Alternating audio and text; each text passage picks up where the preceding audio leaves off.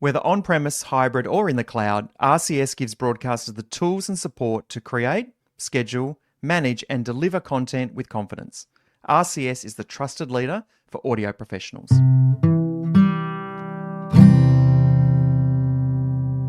Today on the Quarter Hour, why radio execs keep looking at TV hosts to fill marquee radio roles. Does it work? Does TV profile bring the ratings? And will Dr. Chris Brown rate on Sydney breakfast? Let's find out.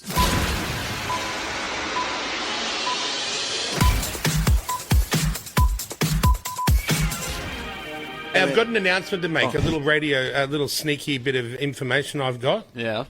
They've just signed Dr. Chris Brown to replace me over at KIIS. How did you get the goss? I know everything that happens in radio. So, Okay. Who's the lady that was on? She was the weekend girl. She's very good. Amy Gerard. Yes, Amy that's right. Gerard is really fantastic. Yeah, she's good. So Amy's going to do breakfast, female, and Dr. Chris Brown. Now, I like Dr. Chris Brown, but this whole show is a flop from before you even start. Hi, and welcome to the Quarter Hour podcast. I'm Liam Renton, and this week Kyle Sandilands set that cat amongst the radio pigeons when he revealed the new KIIS Sydney host would be Dr. Chris Brown. Now, it's been denied, so if Kyle's right, someone's keeping secrets. If he's wrong, he got the headlines he wanted. So would someone as likeable and talented as Dr. Chris Brown work on the radio? Rob McKnight knows both TV and radio, having been a producer and presenter on both, from the show McKnight Tonight and Media McKnight. He's got some strong feelings on TV people transitioning to radio. Hello, Rob. How are you? Hey, Liam. Good to be with you. Will Dr. Chris rate on Sydney FM breakfast radio? No, thanks for your time. No. Look, Dr. Chris Brown is a really nice bloke and he's very personable as a TV presenter. But there is a big difference between TV presenting and radio presenting. In television, the host is one part of a big cog. In radio, the presenter is the cog. The presenter is the show. You think about any format on television, you can essentially replace the host without too much drama. Breakfast TV is a little bit different, but that's because that's the closest thing television has to radio. But with radio, you change the presenter and you have completely changed the show. Radio was all built on that connection, that personality. And TV people, they can present words, they can memorize their lines, they can read an auto cue. But letting their guard down, that's a whole different kettle of fish. The two mediums are just so very different. Why do radio execs keep looking to TV people to fill marquee radio roles? Look, it's a very good question. And obviously with ARN, you've got ex-TV people there at the moment, which I think is dangerous. I think it was one thing for Michael Stevenson to take the role. He understands sales, he understands finance, but he hasn't been in the game of content. And I've worked with Kerry Elstub. I really like Kerry Elstub, but she is predominantly a TV person. And so what's their default? You go to the people that they know, and everyone they know is in the television industry. They got Carl Stefanovic in, they got Eddie Maguire in. And so they're facing this conundrum where they go, who's popular? Now, let's assume the Chris Brown story is true. And look, to be honest, I don't believe denials from any company. They're always full of BS. And Kyle certainly has his finger on the pulse when it comes to radio. So I'm in the corner where I think it's probably true. But what you've got here are people saying, okay, we've lost Carl and Jackie O. What can we do? Dr. Chris Brown, Seven have employed him for $1 million a year. He must be doing something right. He's on all these hit shows. We'll go down that path. The difference is that Dr. Chris Brown hasn't actually been a major success for Seven. Dancing with the Stars did okay. My Reno Rules was built around Patelli, and Dream Home, which was the big venture that he came over to do, it flopped. It's not coming back. I strongly believe his contract won't be renewed again for Seven, and his management might have been around sniffing for a role, and the TV people at ARN have gone, Dr. Chris Brown, he rates really well, we'll take him. It's a big mistake, and I think Kyle is right when he says it'll be a flop. Why does it appear that TV people just can't quite nail what radio people do? Because it's all about openness. It's about vulnerability. Radio people who go to TV, well, it's easy to put up the walls and do a polished performance. But the other way around, you've been trained, there's so much more that goes into television.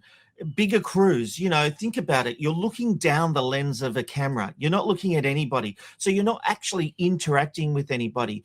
You can see floor crew where there now. They're usually replaced by robots, but you're basically in a sterile environment where you're not having that interaction with the audience. You're putting out, you're not taking in. Now think about that moment you get behind a microphone.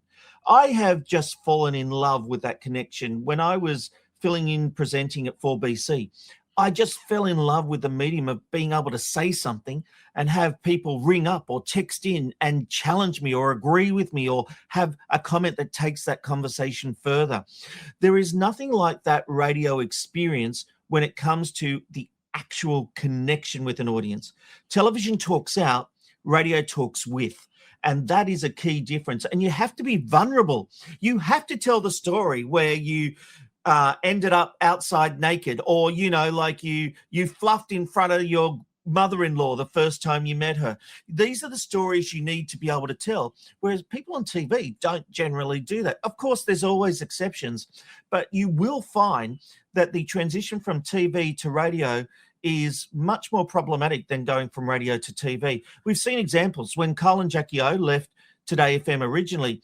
We've had Rove, we had Grant Denyer, we had Erin Molan. There's been a whole range of presenters from TV that haven't succeeded in that environment because it's that connection. Why did it seem to be a bit more of a natural or better fit in years gone by? So 70s and 80s, you'd have people like Graham Kennedy, Bert Newton, Ernie Sigley, all had both jobs on the TV and the radio. Were they just better at it than we are today? Did they put more razzle-dazzle in it? Did they have more natural talent? Why did it seem to work years ago more than it does today? Because they came from radio.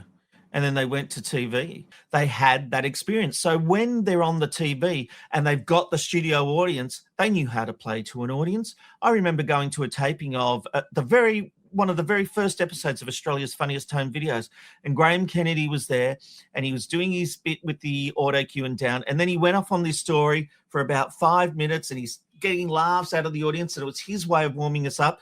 Then he turned to the floor manager and said, "You've got 5 edit points in there. You'll be fine." And then he continued on with the show. And I was like 15 or 16 when I was in that studio at the old Channel 9 in Willoughby witnessing that. And I went, there is a man who knows his craft. Not only does he know how to entertain, he knows how it all works. And so he knew how to manipulate the situation to get the best from it. Those old stars understood the medium. They didn't just turn up hoping everyone else would do the work for them. I have been accused on this show of taking one too many trips down to Nostalgia Town. Thank you, Wade. It's not going to stop here. Let me play you a clip. We found this of the late Johnny Young talking to Bert Newton on Johnny Young's radio show. So have a listen. 2 TV giants who were both great on the radio. Yeah, my producer, Peter, who's only 27, so he missed out on a lot of the most fabulous years of television. Yeah. But he said to me, "Did you know Bert Newton didn't leave home until he was 36?" That's right. Which is true. What I'd like to Are know you is sure you're sure you're only 66? what I'd like to know for Peter, that's Peter Brennan, isn't it? Yes. I'd like to know how he knows that. He must have been... He does his research. He's a very good good producer. He? Yeah. Yes, he did his research. Well, I never had any reason to leave home. I mentioned to Peter, too, that I left home eventually on my own volition. I wasn't thrown out. Bert Newton on The Big Breakfast. Thank you, Bert. Thanks, John. I love you. Wonderful. Love you Bye, too. mate. For me, that is an example of how it's done. They're funny, they're telling stories, they're taking the mick out of themselves, but there's also a real heart there. Like, you can hear at the end that they're best friends, they love each other. They even said that in the clip. That's old school TV and radio combining into a bit of magic, wouldn't you agree? It really was. And what you saw there was not only was there a friendship, but there was a professional respect, allowing each one to breathe, not jumping in on each other, trying to one-upmanship. It was trying to get the best out of each other for the sake of the audience. It was all about entertainment. There was no agenda, and there was pure love there. You saw it, you felt it. And I think there's that authenticity we talk about. And this is why Sydney radio has so many problems at the moment. Kyle was one of the last that really had that authenticity. Now, Ben Fordham has the authenticity from telling his views, giving his views on a whole range of subjects. The different authenticity that Kyle had was he will tell you everything about his life and what he's feeling, and there's no barrier. And really, when it comes to Sydney radio at the moment, Christian O'Connell is a fantastic performer coming from Melbourne into Sydney. But the others, I love Ricky Lee. And there was one, I remember there was something I saw her on TV really getting passionate about. And I thought, if I ever do a panel show again, I'd consider her. But that was almost a one-off. And she doesn't open up the way that she could, that I think would actually make her a Sydney superstar, the way Amanda Keller is, the way Amanda Keller opens up. Ricky Lee has so much potential. I think she's got to be careful about not wanting to censor herself, because I think it's the self-censorship that stops some performers being great performers. And of course, there's always some level of self-censorship. Sometimes my kids won't want me to mention something that they've done, and they will tell me. And so there's things like that. But you're drawing on your life experiences, especially when you're doing breakfast radio, where it's all about you. The people want to connect with you. So you cannot be bland and beige. You actually need to be polarizing. You actually need to upset people. If you're upsetting people, it's quite likely you're getting as many people who like you. It doesn't matter. The fact is, if you're somewhere in the middle where people go, yeah, he's all right, he's fine, that's the kiss of death. He's fine. No, hate me or love me. Don't just say I'm fine, because, there's people who will be like Team Rob and people who hate me. That's okay, because the people who like me will support what I do. And that's the same for every presenter. You should have haters. If you don't have haters, you're really not giving enough of yourself. So where should the radio execs be looking to cast the next breakfast radio show? We'll find out after the break. Great technology is only as powerful as the people using it. RCS Academy offers self-paced online training and certification across Zeta, G-Selector and Acquirer. So whether you're developing new skills, training your team, or looking to get more from your RCS products, RCS Academy provides practical, industry-focused learning that you can complete at your own pace. To learn more, contact RCS today. We're talking today to Rob McKnight on Chris Brown hosting breakfast radio in Sydney. So, Rob, where should these radio execs be looking to cast the next radio show if it's not on the TV? They need to do a George Costanza. Everything they currently think, do the opposite, and they will find success. Don't look to TV. Don't look to your mates. Don't give a job to one of your friends. Look on podcasts. Look on the internet. There are so many YouTube shows now with people doing extraordinary things and engaging audiences. The problem is, the longer radio waits to find this out, the less chance they will have of being able to get these people to come back to mainstream radio, because the money dynamics are changing. I'm building audiences. Everyone's building audiences through consistency and finding their audience. And so the money that YouTube creators have potentially to make far outweighs what radio stations will soon be able to offer. So right now, drop everything, stop talking to anyone in your inner circle, and do the hard yards. Look at everything.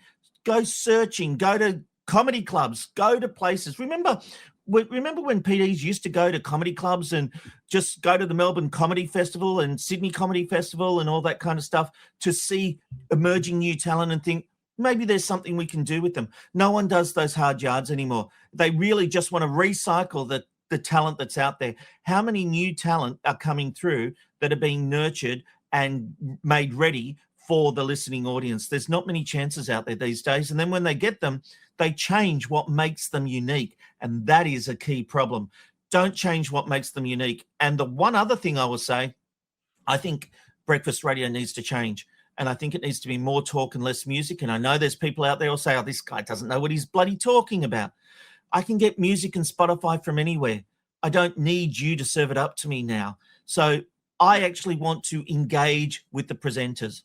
Even back in the day, back in the 2000s, when my wife and I used to drive to work in Sydney, we'd have the Carl and Jackie O show on. And as soon as they started talking, we'd go and listen to Merrick and Russo, because We wanted to hear the people. We didn't need the songs. And I think that's the next place radio needs to go. More connection. How are you standing out from everyone else? What is your point of difference? And just finally, Rob, what's your prediction for a Dr. Chris Brown-led radio show? How's it going to go? Flopperoony. It will be a disaster. And you can put me on this because I'm telling you, you will be running my McKnight Tonight. McKnight was right, Sting, in a year's time or even less than that, in 6 months' time when we've seen the first ratings. It will do horribly unless they pull something out of the bag, and I hope they do. But from a casting point of view, I don't see what's engaging about this at all. And so I predict some pretty hard years coming up for ARN if this is the way forward for them. Will Dr. Chris Brown work on radio? Let's wait and see. Rob McKnight, thanks for joining us today on the Quarter Hour. Absolute pleasure, my friend.